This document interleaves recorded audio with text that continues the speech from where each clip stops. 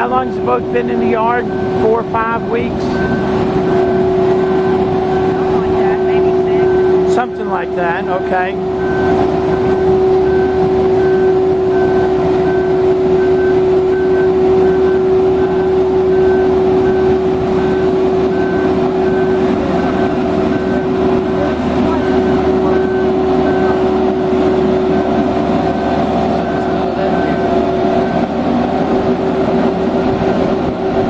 I guess the bad thing about finishing a job is you're now out of work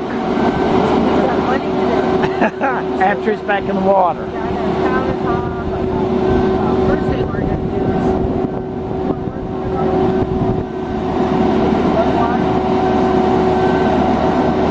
We'll get that rope off the, we'll get that the all fly tightened bridge up too. tomorrow. Okay. We'll get that all tightened up tomorrow so that we can Okay, we know we're okay because we're not on the pavement. They're not going to drive the travel lift across my toes, I hope. So this boat will be floating in about 5 minutes. We'll turn the keys, keep our fingers crossed, and hope those Detroits start up. Go buy some fuel. We'll take it back to the marina where it belongs.